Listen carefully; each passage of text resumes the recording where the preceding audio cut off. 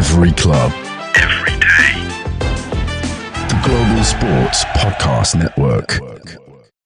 Hello and welcome to the Daily Brighton podcast. It's your boy, Jamie G, joined by my good sir, Joe Richardson. Joe, welcome back to the pod. How are we feeling after the weekend's result?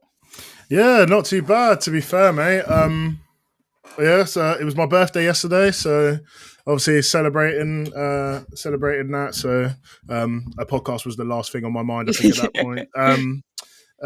I'm happy that Bless has recovered as well from that mean hangover that he had. We were actually all out together celebrating my birthday, and I think somebody might have celebrated too hard.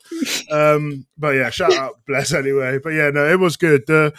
We watched the game with an Arsenal fan, and the sort of thing that we went through in terms of trying to annoy said Arsenal fan was we compared Ethan Nwaneri to Luke Littler because they were born in the same year, and we said that we'd rather have Luke Littler running down the wing, and I think he took that a little bit to heart.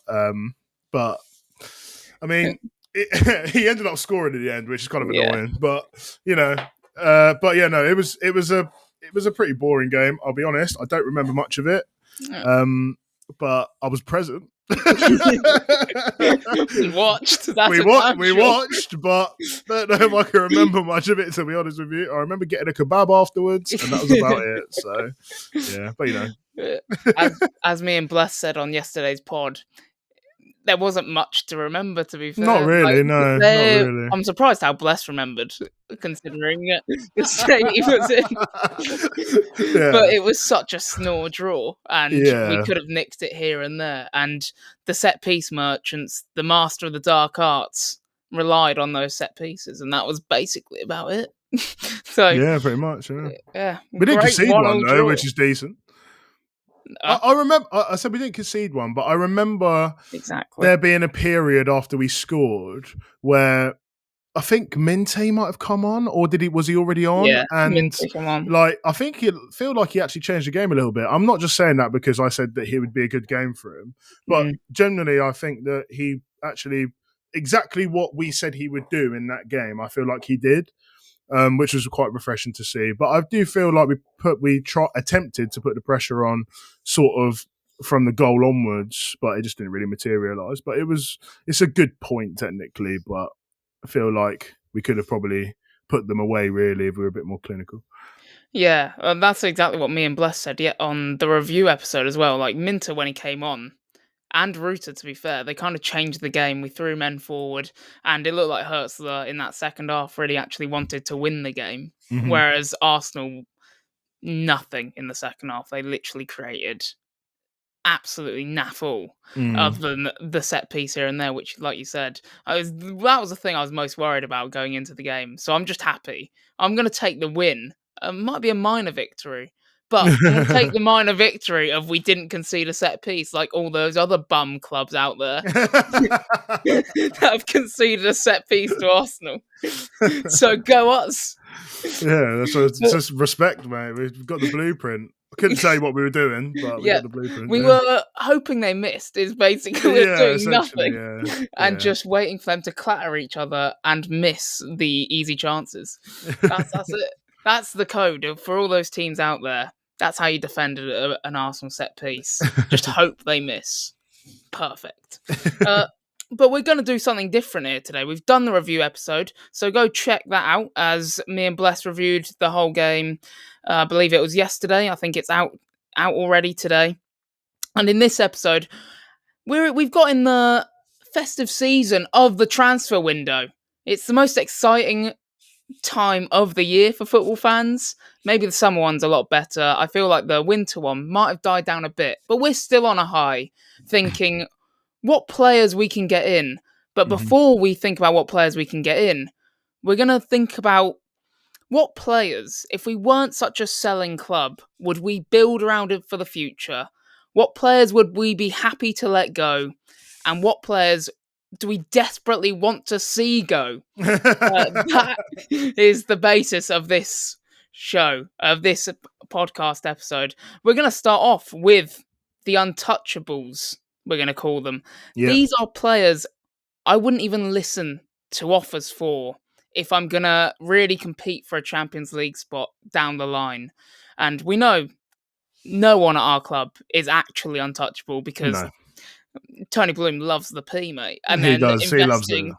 He loves the P and then reinvesting in some other starlight. But we're going to go through 3 untouchables. Joe, hit me with your 3. So I think it's pretty obvious, to be honest with you. But I'm actually going to be a little bit different. So I'm going to say Belabor, Van Hecker, and you think you'd know who the third person is, but it's actually Verbruggen I'm going to go for. Yeah, there's going to be... And hear me out. Obviously, the player that I've missed out there is... Your boy. Is my boy, yeah. I've spoke very highly of him, João Pedro. But the thing is that I feel like out of all of those positions currently, he's the only one who I think you could put someone else in there, and I don't necessarily think that it would be the end of the world if he was in there instead. Don't get me wrong, I still think he has such a high ceiling and he's an amazing talent. But for the amount of money that you could get for him, which we would demand from him, I feel like you'd easily be able to get someone who has as much potential as him. I know that the computer is going crazy with all of these players just popping up left, right, centre because he's put in a couple of codes, and all of a sudden, like, you've just got this kiddie from where's that place that Ronaldo's from? Madeira, yeah. So you've got like one of them is floating around there. You got someone from some place in Brazil. He's just floating around there, mate. Like, he can do 10,000 kick-ups in 2 seconds.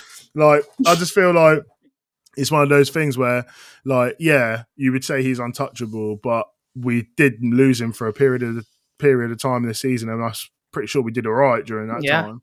So he's come back in the team and we're stinking up the gaff. I'm not saying that's his fault, but I just think that, like, Verbruggen is so much harder to replace a keeper with a good keeper, especially when you have a really good keeper. I feel like it's so much harder to replace that. We literally can't afford to let a centre back go because Igor's hamstring has just come apart like a slow cooked braised rib. So we don't like that. And Belabor, I just don't think there's anyone like him. I think he dog walks everyone in the Premier League. He literally was eating rice for dinner. And I'm not talking about from the Chinese takeaway, mate. I'm talking about Declan. Declan Rice turned into basmati rice. Belabor was all over him. Yeah, he actually was. Yeah, Jalfrezi, all them ones there. Everything. Egg fried. What else? Jollof. What else? Muller rice. The master of all rice. Of them. Any sort of rice you can think of, mate. He was getting. I can't say that. Bless Tom, I can't say that anymore. He was getting handled in that midfield area, mate.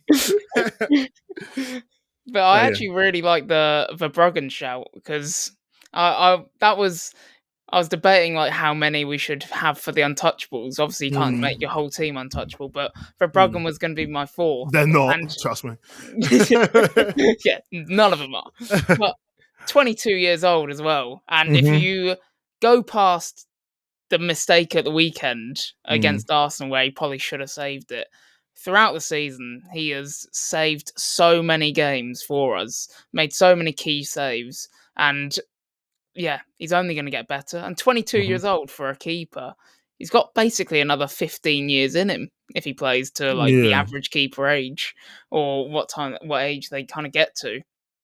And then I've also got the players I've got is Belabor because, like you say, there's no one really like him. He is so unique in his kind of profile, but also ability, that he's so good on the ball. He can really spread passes. He's incredible at just driving through the middle of the field. And he can play, we've seen it at times this season, he can play the 6 alone and actually do a good job. He can play as an 8 and dominate in there, just constantly running up and down the pitch, taking the ball on, carrying the ball. And then he can also even have that creative element where he plays passes in behind or switches plays through balls. And then let's not forget the final product of just an absolute thunderbolt of a shot. Yeah. He's good, mate. He's so just good. a monster. And that's why I can't believe he's also 21, which actually every time I think of it, mental. Honestly. How's he 21 years old? Mm-hmm. For us, we were born in 98, 99. He was born in 2004, which makes me feel old as well. But also, if you were to stand next to him, you'd think, how is this man 21 and this is a 20? Are you 25? 25. Yeah. And how is this a 25-year-old man?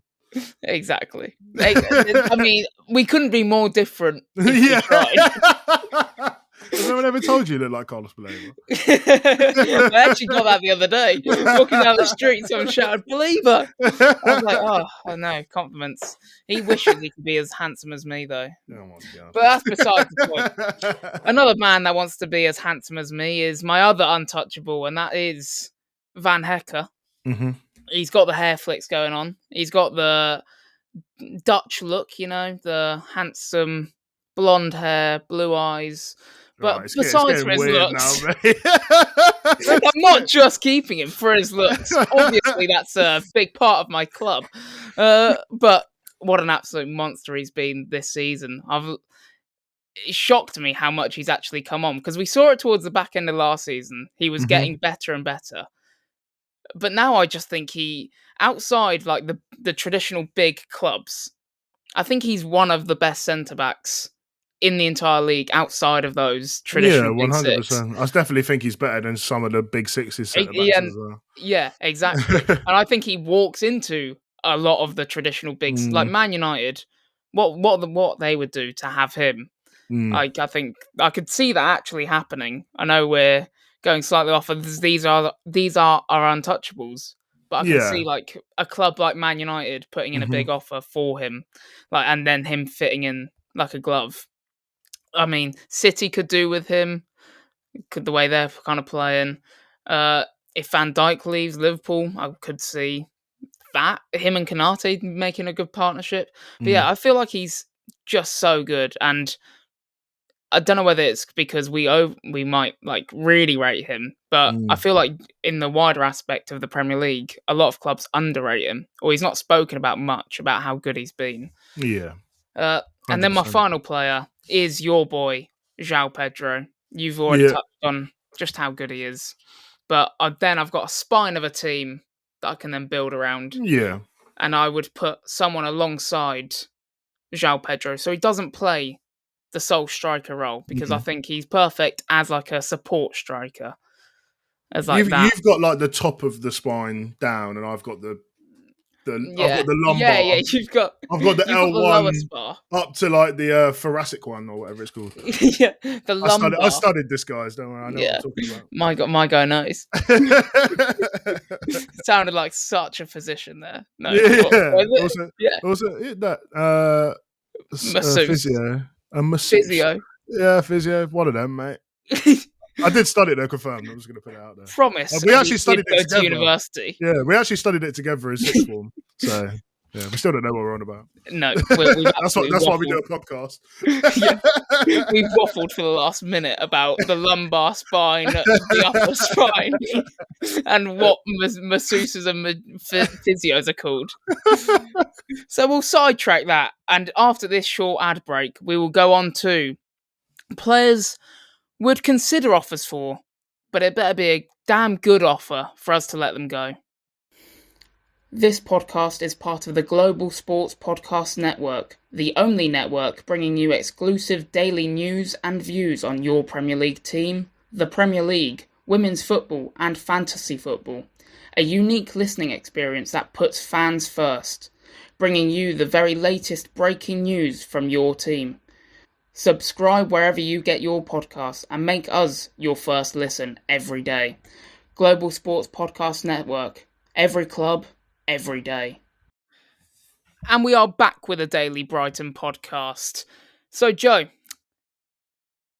I'm just going to run, I reckon, give me 5 or 4 of players that you'd put into this category where you'd listen to offers for, but they better be good offers.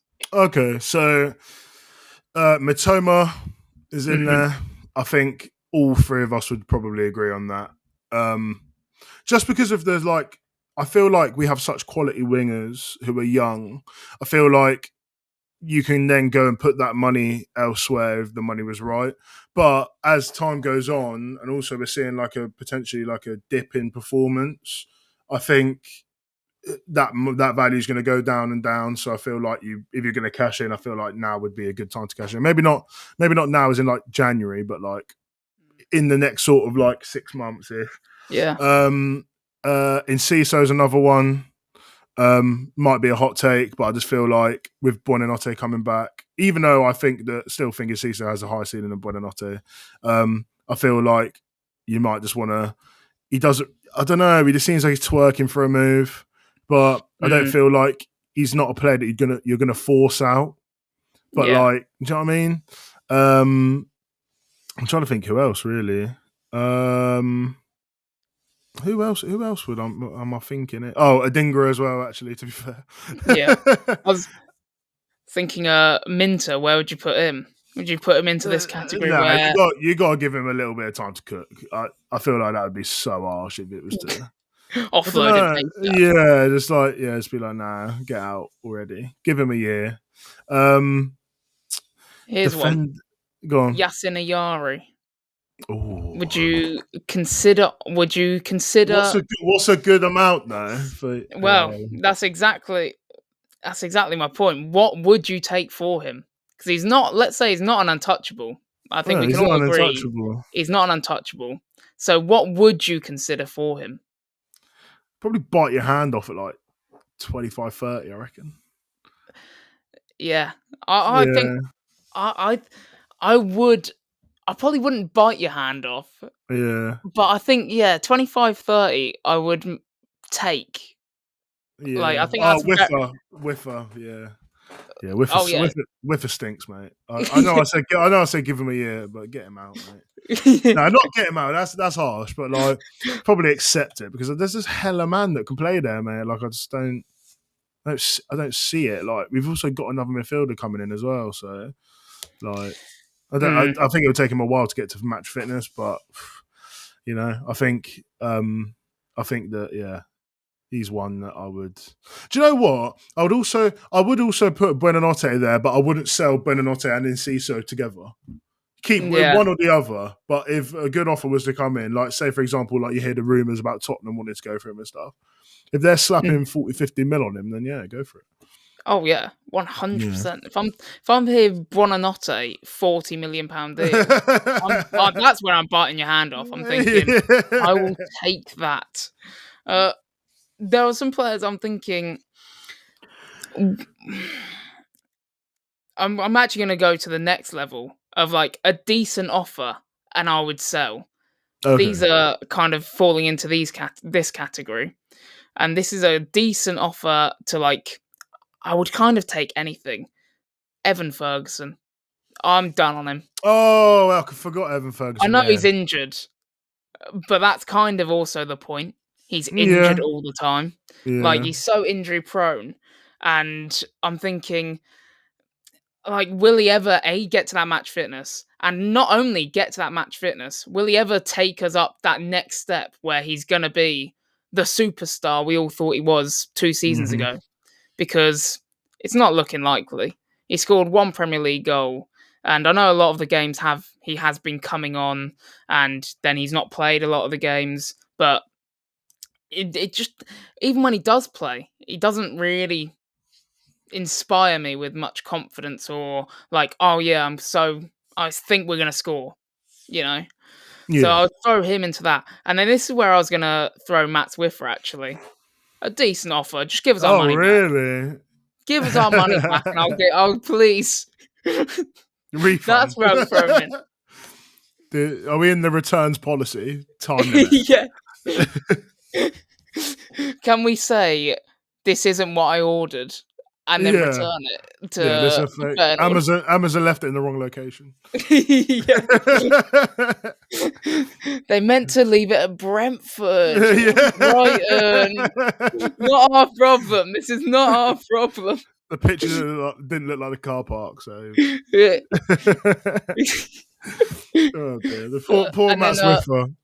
Yeah, he just needs to prove us something, doesn't he? Just change. I mean, he needs to mind. get given the chance, but like the fact that he doesn't get given the chance very often, I feel like tells you everything you need to know. Exactly. That's my thinking as well. And then I'm gonna go up to the next part, back to what players I would consider offers for, which I actually forgot to mention. It's got to be a good offer, Jack Hinchelwood. I think his performances have shown that there's promise there for a club. Do I think, and I think he has been better since we were harsh on him at the start of the season. He did get a lot better. Then he got a terrible injury, so he's not going to play for a while. But like, he's another one where, do I ever think he's going to take us to the tippity top? And it's probably no, not really. So I would I spoke to I spoke to our scouting friend who we had on the pod, Jamie, and I asked him, I was like, what do you think about him in terms of like just from that sort of scouting point of view? And he said he probably would, you can see him ending up being a player who is probably one of the best players in the championship if he's in the championship and plays for a team that like he'd like sort of sporadically make appearances in the Premier League. Like say a club's just come up, he's like obviously been a key part of that club coming up to promote, like getting promoted and then playing in the Premier League sort of thing, and then potentially being in that sort of level, which is I thought was really interesting because obviously he's playing up from that level now. So I find it interesting that he's playing at this level currently, but like someone like him sees that his level's a bit lower. Yeah, I think he's got that spot on. To be fair, that's where I actually. I don't think he's far off either. Yeah, I could see him being like a Harry Winks. You know that, like he's too good for the championship, but like not good enough to make you like a mid-table team, but will always be like a good, like Harry Winks at Leicester now, like that kind of level, maybe just a bit above. But like Tottenham had that problem with Harry Winks the whole time. He was like a local lad. He played a lot for them in those like European places, top 6 fights. But was he ever going to get them over the hurdle to win a league or to actually be in the Champions League? And the answer was always kind of no. So they shipped him on and they stole Bissouma off us and got Pape Sarr, who look a lot better than him. So I always think, like, if he's going to play as centre mid, which is where I think he will play and should play for the future, there will always be better options out there for a club that wants or has aspirations of being in Europa League football. That's my thinking. I hear it. What offer would you take quickly before we go on to this next segment for him? Probably again like a 20-25. I'm going to be a bit nicer to him. I would probably say, 19 years old. It's all prof. It is all prof. I mean, perfect for, what's it called, FFP? Yeah. PSR, whatever. Is that what it's called now? I think they're like the same thing but different. Yeah, I was going to say. I think PSR's FA and PFA is a fucking... Oh, I just swore, sorry. Is a player of the year thing. Oh my god, that's the first time I've ever done that. That's mad. I felt like my mum was going to come in and beat me up, mate. Oh my god. 83 episodes in. 83 episodes that's what's in. Taking it. Oh, I'm going to need to get that Zencastr thing to sort me out.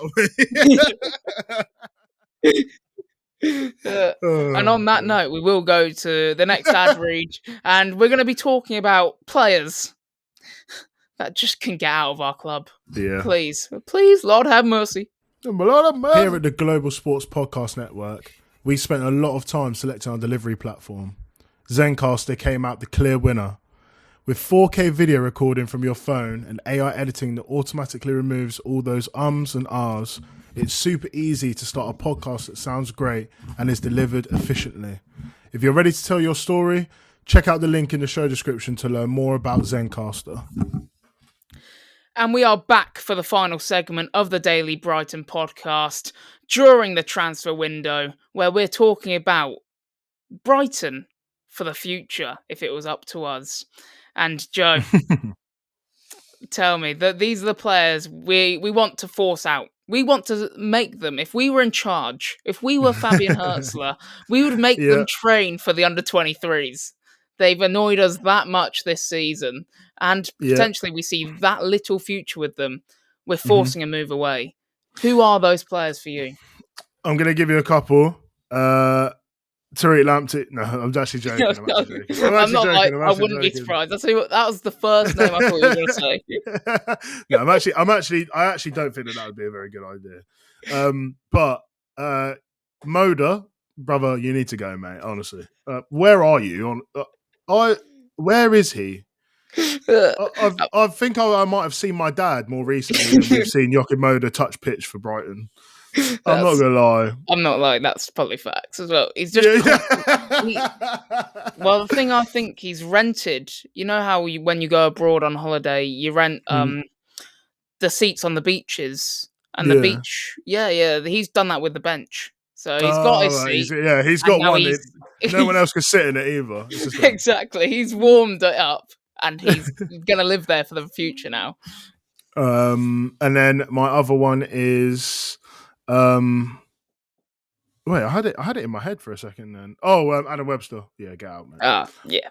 Just go to the Championship. Please. Do you know that meme where it's like put the fries in the bag, bro? Just put the pen to paper on the Championship contract, bro. Please. Honestly, please. It's. I mean, do you know what? He actually came on against Arsenal, done all right, but it's fugazi, man. I can't have this. It needs to just be. You need to just go to the Championship, mate. You're lucky your matey Lewis Dunk ain't going there either. You both run it back together if you want, honestly. But yeah, no, Moda and Webster. I think it's time to go, blood. It's got to go, blood. It's got to go. My mum's wing it in. Is she mad?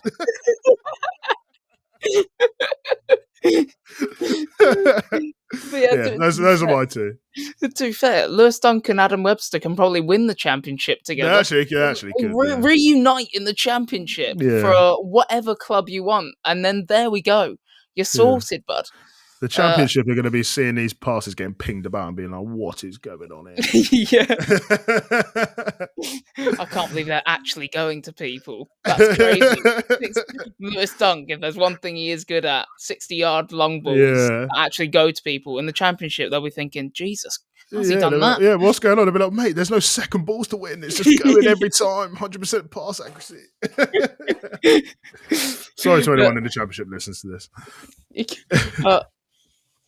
One thing as well on Jakob Moda, doesn't this say everything? You wondered where he was. He has played I think he's come off the bench 3 times this season. In the Prem.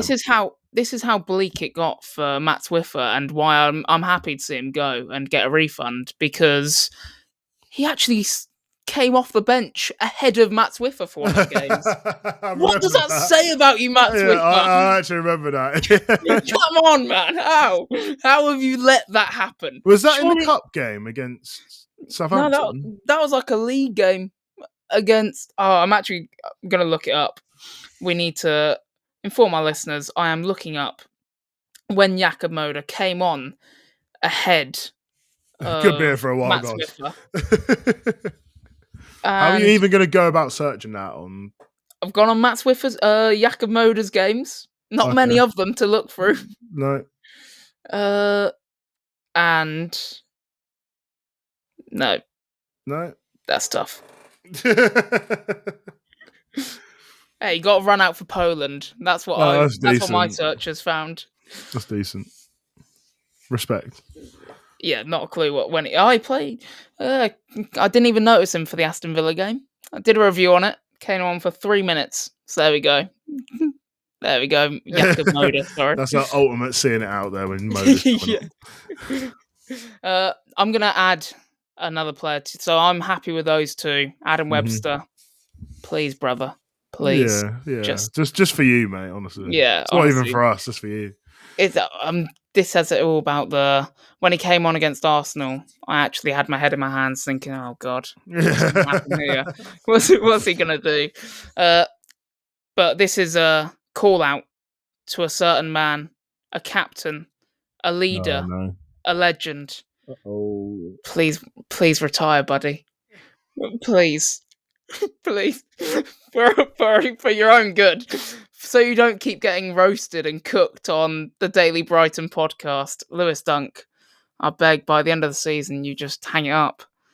Please be a coach or something. Release the pension into your account immediately. Put the coaching badges in the bag, bro.